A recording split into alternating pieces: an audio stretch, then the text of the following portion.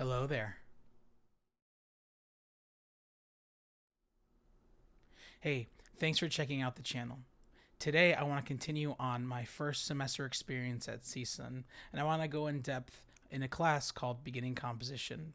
Now, this class is a part of my course option at CSUN as a commercial and media writing student, but I really wanted to take it because I didn't have a lot of experience in composition, so I assumed that I was going to learn a lot of basic beginner techniques for composition, and it actually didn't turn out to be that way. It was about early 20th century composition techniques. So we focused on composers like Claude Debussy and Bela Bartok. I'm going to go in depth about those composers in the next couple of videos. But essentially, we were studying music that was trying to go past traditional tonal harmony. It was using chord extensions and even some atonality there, just to differentiate themselves from the past composers. So our professor, in order to introduce this topic to us, he had us create a composition using music cryptography. Music cryptography is an encoded message using musical notes. Now, composers didn't use this for espionage reasons. They used this as an Easter egg for their compositions. Now, famously known, Johannes Sebastian Bach entered his last name into a composition by using music cryptography. Now, for this assignment, it wasn't about creating an elaborate, encrypted musical composition. It was actually about choosing a word with 6 to 7 letters in it and creating a composition based off of the word and using the notes that the music cryptograph gave you, and only those notes. So as the professor was explaining this, I thought, okay, I kind of get it. But he kept going, and I totally didn't understand. So after class, I asked him just to explain it to me one more time. He said, take the notes that you have and create a bass and soprano relationship with the notes by harmonizing. So I thought, okay, easy enough.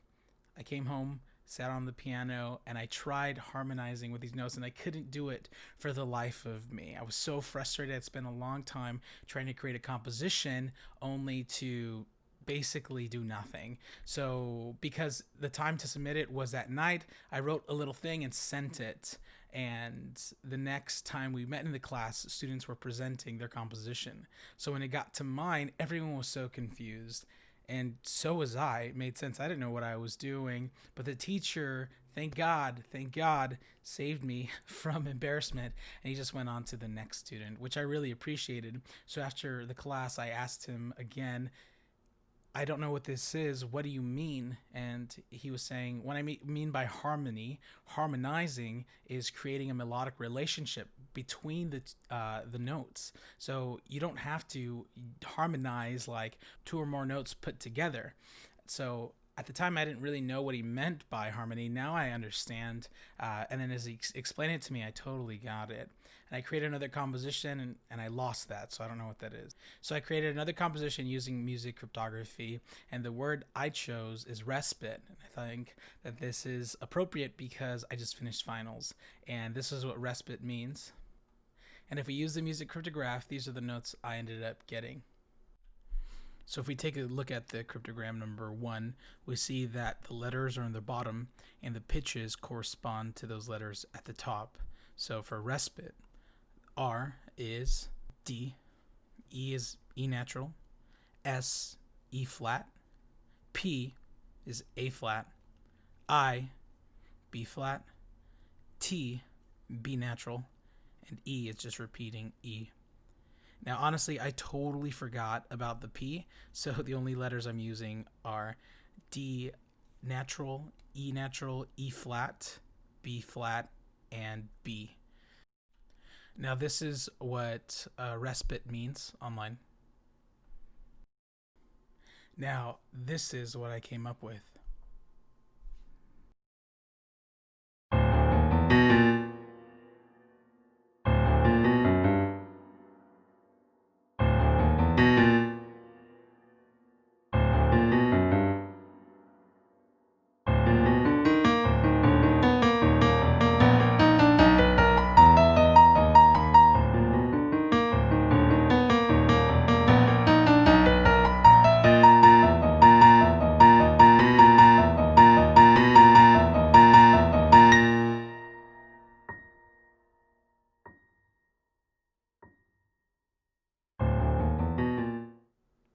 Now, I'm glad I was able to do that composition again.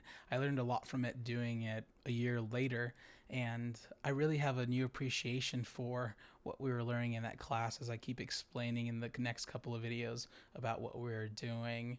But during that time a year ago, I felt very lost and I felt super discouraged, and I was in the wrong place, especially because there was all these super awesome composers and that been doing this for a long time and know what they were doing, and I'm just green and fresh, and I felt like I was just way out of my league. But thankfully the professor, he was super patient with me, and he helped explain the things again and again and walk me through ways in order to succeed in this class. But I'll talk more about that in the next videos. Thanks for checking it out. I hope you join me in the next video.